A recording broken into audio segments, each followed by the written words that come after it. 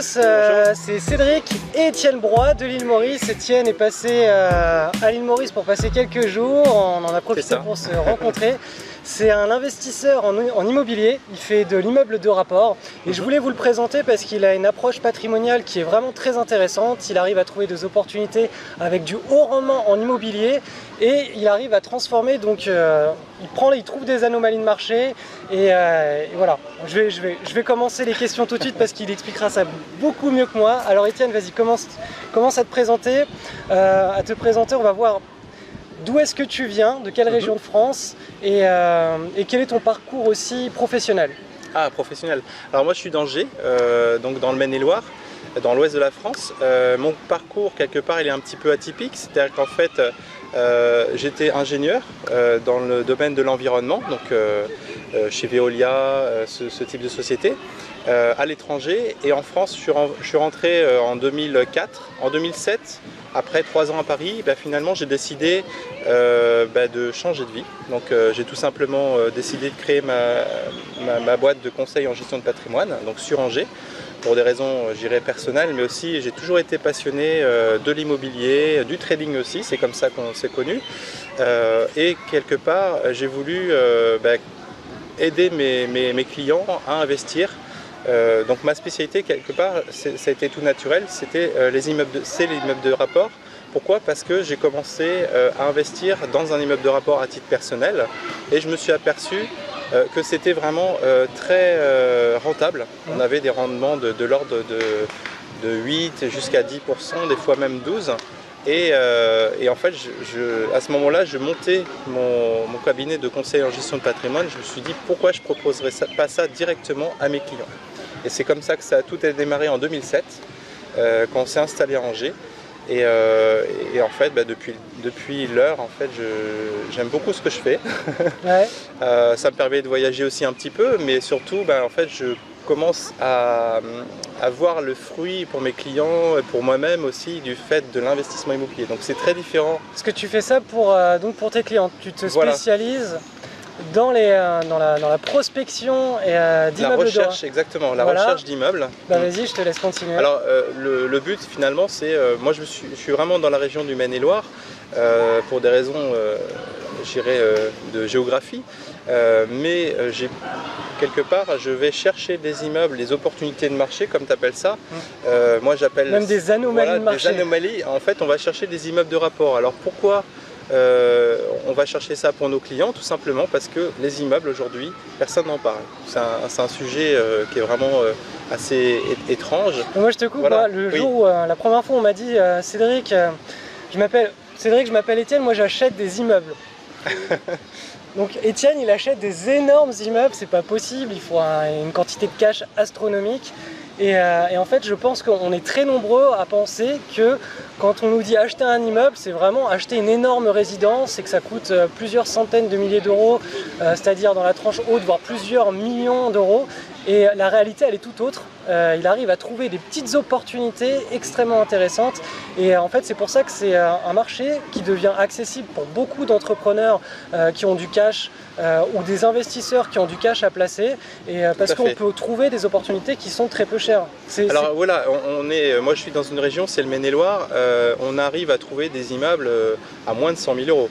Donc il faut savoir que par exemple dans le Maine-et-Loire, si on va sur une ville de 10 000 habitants, on peut arriver à avoir entre 5 et 7 appartements pour 200 000 euros. Donc ce qui est assez loin finalement de la vision de l'immeuble que tu nous as présenté. Ouais. Voilà, 200 000 euros aujourd'hui, c'est un studio à Paris, c'est une toute petite maison en province et là on a un immeuble avec 6 appartements. Donc la stratégie elle est toute simple, c'est qu'on va aller sur des marchés de niche. Donc c'est vraiment un marché de niche qui peut être présenté finalement dans toute la France. Et ce marché de niche, il est évidemment, on peut le reproduire absolument partout en France. Donc l'idée c'est vraiment d'aller sur un marché, comme on imagine une pyramide finalement, où on va avoir beaucoup de gens qui veulent acheter leur résidence principale. Donc si on achète un appartement, on va être en concurrence entre la personne qui va vouloir l'acheter pour lui, la personne qui va pouvoir l'acheter pour sa retraite, quelqu'un qui va pouvoir l'acheter pour investir ou pour mettre ses enfants. Alors que l'immeuble, finalement, il n'y a que des investisseurs. Donc en fait, on est en haut de la pyramide Et vu qu'on est sur un montant un peu plus élevé qu'une maison ou un appartement seul, on va avoir très peu de clients, très peu d'acheteurs.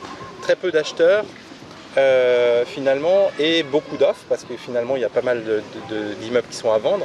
Résultat, on baisse les prix. C'est vraiment le principe. Parce que ça reste un marché de gré à gré, on peut négocier directement les tarifs. Exactement. Et donc ce qu'on fait généralement pour nos clients, c'est qu'on va chercher l'immeuble de rapport. Ensuite, on va le remettre en état parce que c'est comme tout. Si on a des appartements qui sont pas très beaux, pas très, pas fonctionnels ou qu'il y a des soucis, il va falloir régler ces soucis. Si on ne peut pas régler ces soucis, on écarte. Si on peut régler les soucis, on injecte finalement de l'argent pour refaire les travaux, mais on va éviter de faire des travaux lourds. Une fois qu'on a un produit, on va faire une étude de marché et derrière, on va le mettre en location. Éventuellement, on va faire appel à des décorateurs intérieurs, des choses comme ça, mais ça va tout simplement permettre à un appartement qui était soit vieillot, soit pas très fonctionnel, à devenir vraiment quelque chose de bien et finalement pour pas très cher. Donc c'est un peu l'idée, on prend un immeuble qui est mal géré généralement ou qui est pas très beau, on le remet au niveau et on devient finalement la première offre. Le client, les locataires finalement vont arriver et vont tout de suite craquer pour cet appartement. Donc c'est le même principe quelque part que la location saisonnière, sauf que là on fait de la location nue, on ne s'embête pas à faire la location à la semaine et au final on va arriver à des rendements qui tournent entre 8 et 12%. Et pour atteindre ce genre de rendement, bien sûr, il faut s'éloigner du centre-ville. Oui. Et comment est-ce que tu arrives à... Parce qu'en fait, il y a plein de régions différentes de France, on peut faire ça en principe dans toutes les régions de France, mais il y en a qui sont à éviter, on en a parlé, tu m'as dit, il faut éviter ce genre de cas et privilégier plutôt ce genre de cas. Est-ce que tu peux en parler un petit peu? Alors au niveau géographique, en fait, il y a quelque chose qu'il faut éviter, c'est d'aller trop proche des grands centres-villes. Pourquoi? Parce qu'on va être sur un marché, je dirais, premium, où les gens disent voilà j'ai un appartement sur Nantes, sur Paris, et donc finalement on va avoir on va avoir des gens qui cherchent du prestige. Donc ils veulent un appartement à Paris, boulevard Haussmann, avec un bel immeuble qui est beau, mais pas forcément pour les bonnes raisons. Nous, notre objectif c'est que nos clients deviennent rentiers. D'ailleurs c'est ce qu'ils me demandent quasiment tous, c'est d'être finalement rentier le plus tôt possible. Et donc pour arriver à ça, si on commence à faire du premium ou du prestige, on va se retrouver finalement à avoir de l'argent sortir de notre poche. Là, on met en place des stratégies où on va mettre en place un immeuble, 2 immeubles, 3 immeubles, et au bout du 3e, finalement, on va arriver à quelque chose qui est cohérent, des revenus récurrents. Ça tourne tout seul, donc pas besoin d'agir dessus. On optimise fiscalement, donc quelque part on crée une SCI. Attends, avant que tu parles de ça, par exemple, moi si je prospecte et je vois 2 immeubles, c'est exactement les mêmes, sauf qu'il y en a un, il est dans une toute petite ville, il y a beaucoup de commerces de proximité, il y a des entreprises de moyenne taille, et je trouve exactement le même immeuble dans une autre ville où il y a 2 énormes entreprises qui font toute l'économie locale. Oui. Qu'est-ce que... Alors justement, là on en parle quelque part, le mythe c'est d'avoir des grosses sociétés, c'est un plus. En fait c'est quelque chose qui est plutôt défavorable. C'est un risque. C'est un risque, voilà. On met tous les œufs dans son même panier. Si jamais on s'installe à Clermont-Ferrand, il y a Michelin, le jour où Michelin a un souci, d'un seul coup toutes les maisons sont à vendre, il n'y a plus de demande pour la location et là on est en risque. Dans le Maine-et-Loire par exemple, la structure de l'économie est bien différente, comme on a discuté tout à l'heure. On va être plus sur une approche petite PME, des sociétés un peu plus grosses, mais on va avoir plutôt des tailles intermédiaires. Résultat, dans les petites sociétés, généralement, on ne vire pas les gens. On commence à faire des économies en premier, on commence à réduire les coûts de partout. Et la dernière option, c'est vraiment de mettre dehors parce que tout le monde se connaît. C'est des villes plus petites et donc c'est quelque part, humainement, c'est plus difficile que les grosses sociétés. Finalement, si 1000 personnes s'en vont, c'est pas très grave. Donc, on va regarder par exemple le taux de chômage et on va avoir des villes dans le Maine-et-Loire où on va être à 6%. D'accord. 6%, alors que dans des villes du Nord, on va peut-être monter à 20%, donc c'est aussi un indicateur. Et quand on va s'éloigner aussi des centres-villes, on va être dans des plus petites villes, 10 000 habitants, et on a aussi tous les commerces, c'est-à-dire que les gens ils sont suffisamment loin de la grande ville pour ne pas vouloir tous les jours aller faire leur shopping dans ces grandes villes. Et donc c'est là l'intérêt, c'est que finalement, soit on investit en centre-ville des grandes villes et c'est pas très rentable, soit on va investir dans le centre-ville des plus petites villes et là c'est extrêmement rentable. Et donc on évite finalement les banlieues, parce que les banlieues, il n'y a pas de commerce, c'est un peu moins cher, mais voilà, c'est vraiment, il y a beaucoup plus d'offres et on a plus de concurrence. Là, on va dans des villes où il y a très peu de concurrence, très peu de marché. Le marché locatif est certes un peu plus étroit, mais il y a peu d'offres de concurrence. D'accord. On va aller dans des villes comme Angers, Nantes, etc. Là, ça explose parce que tout le monde veut être propriétaire dans les grandes villes, mais personne ne veut y habiter. Je parle en termes de petites surfaces, par exemple. Vous avez plein de studios, plein de T2. Voilà, les grands appartements, c'est différent. Donc là, si je veux mettre en place mon screener à opportunité, donc là, le premier critère, c'est pas les grandes villes, il faut que ce soit une petite ville, il ne faut pas qu'il y ait d'énormes entreprises autour, ou s'il y en a une, il faut qu'il y ait vraiment... Que ça soit balancé. Ouais. Voilà, il faut trouver un bon équilibre avec une multitude de petits commerces et moyens commerces autour. Ensuite, il me faut une dernière chose, je pense, c'est trouver les endroits de France qui remplissent déjà ces deux critères, mais aussi où le taux de rentabilité immobilier est déjà intéressant. Ouais. Ben oui, pour toi, c'est quoi en fait? Tu regardes, par exemple à Paris, on doit être autour de 3%, même si tu trouves un immeuble de rapport super intéressant, tu n'arriveras pas à négocier très dur pour arriver à 4. À 4, voilà. Et en fait, pour passer de 3 à 4, il va falloir négocier 25% le prix, alors que pour passer de 8 à 10, finalement, c'est 20% aussi. Ouais. Donc quelque part, l'effort est beaucoup plus faible quand on part en province. Et aujourd'hui, j'irais, vu qu'il y a très peu d'acheteurs dans ces villes-là, les acheteurs, c'est qui? C'est tout simple, ça va être les avocats, ça va être les notaires, les notables de manière générale, et ces notables-là sont plus acheteurs en ce moment. Donc il y a justement une opportunité, c'est-à-dire qu'il n'y a plus de distorsion de marché. En 2008, ils étaient très acheteurs, maintenant ils sont plutôt prudents. Les banques en plus ralentissent énormément les prêts, donc finalement celui qui arrive à avoir un prêt, parce que c'est aujourd'hui ça la chose, la chose la plus importante, une fois qu'on arrive à avoir le prêt, on présente ça à la banque, elle dit il n'y a pas de risque, parce que finalement on a un cash flow positif. Ouais. Donc il y a beaucoup moins de risques, il y a besoin de moins de cash aussi. Le cash flow, c'est le spread. Alors le spread, qu'est-ce que c'est? C'est ce qu'on paye chaque mois pour rembourser donc son crédit et j'imagine les diverses dépenses, et ce qu'on rentre en loyer. Donc quand c'est positif, quand on gagne de l'argent chaque mois, les banques elles sont beaucoup plus généreuses que quand c'est le contraire. Et donc en gros, tu peux arriver à, si on va dire dans une région on a un rendement moyen sur l'immobilier autour de 6% ou 7%. Alors c'est parfait, oui. Tu penses que tu peux amener le genre d'anomalie de marché que tu peux exploiter? Oui. Quel premium tu peux trouver sur alors quelque part, si on a une moyenne à 5 ou 6%, on va dire, par exemple, on sait que statistiquement il y aura à peu près 5 à 10% des offres qui seront au-delà, donc qui vont être entre 7 et 8%. Ensuite, il y a l'effet immeuble. On achète un appartement, c'est tel prix. On achète 10 appartements, on va avoir une décote, ce qu'on appelle une décote. Donc c'est pas vraiment un premium. Cette décote-là, plus on va avoir un montant élevé et plus on va avoir un nombre d'appartements élevé et plus cette décote va être importante. Elle peut aller jusqu'à 50%. Donc en fait, dans une ville où il y a du 5 ou du 6, on peut arriver à du 12. C'est comme ça en fait.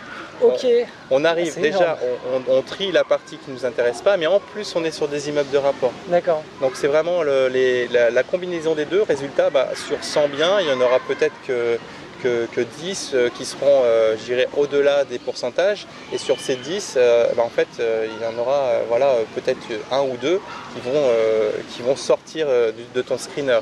Et là, à ce moment-là, en fait, on va regarder est-ce qu'il est bien, est-ce que le montant des travaux, est-ce qu'il n'y a pas de problèmes qui ne peuvent pas être réglés. Par exemple, s'il y a un aéroport qui passe au-dessus, le problème il est irréglable. Ça peut être catastrophique, sauf si les gens acceptent de vivre là. Mais par contre, si c'est juste des travaux à faire, un appartement où il y a une toiture qui fuit, on répare la toiture, pas de souci, combien ça coûte, et on rentre tout ça à l'intérieur finalement de l'équation financière. Et c'est vraiment ça, c'est une méthode de screening, c'est exactement la même chose. Je suis étonné d'ailleurs que tu utilises ce mot, mais c'est parfaitement ça. On va à la pêche aux opportunités, on a des critères bien précis, et une fois qu'on a une opportunité qui tombe, on peut commencer à s'y intéresser. On ne va pas aller autre part. Ouais. Alors donc maintenant, tu voulais me parler de fiscalité, parce qu'il y a des choses intéressantes à faire même en France. Oui, alors aujourd'hui, tu es à l'île Maurice, donc c'est plus un problème pour les gens qui sont à l'île Maurice et dans d'autres paradis fiscaux, je dirais. En France, aujourd'hui, il y a plusieurs stratégies. La première, qui est celle la plus courante, on achète en direct et on se retrouve finalement à avoir comment dire, de l'argent qui tombe et on va pouvoir rembourser le crédit avec cet argent. Le problème avec cette stratégie, c'est qu'elle coûte très cher fiscalement. On va avoir la CSG. Et derrière, on va avoir aussi, on va être imposé directement sur les revenus qu'on ne touche pas, parce qu'en fait, on prend l'argent du locataire et on le donne directement à la banque pour rembourser, mais on est imposé dessus. Aujourd'hui, vu que la fiscalité a un petit peu augmenté, pas tant que ça, mais un petit peu quand même, on se retrouve finalement à être imposé sur de l'argent qu'on n'a pas. Ce qui pose des gros problèmes pour les gens qui ont investi sur beaucoup d'immeubles ou beaucoup d'appartements. En fait, il va falloir qu'ils continuent à travailler pour payer les impôts parce qu'il n'y a pas suffisamment de cash flow. Donc la stratégie qu'on met en place maintenant de manière quasi systématique, ça consiste à encapsuler ça dans une société. Alors ça peut être une foncière, ça peut être une SCI à l'IS, donc à l'impôt sur les sociétés, ça peut être tout un tas de structures. Ça reste une structure sociétaire. La structure sociétaire, elle va nous permettre d'avoir un cash flow, de rembourser la banque, mais avec ce mode de fonctionnement, on va avoir l'amortissement, je ne vais pas rentrer dans les détails, mais tout simplement, on n'aura pas d'argent à sortir pour payer la fiscalité. L'assiette fiscale diminue et le taux fiscal est beaucoup plus faible. On est à 15% jusqu'à 38 200 €. Résultat, en fait, en mettant en place cette stratégie, on peut faire un immeuble, 2 immeubles, 3 immeubles, 50 immeubles.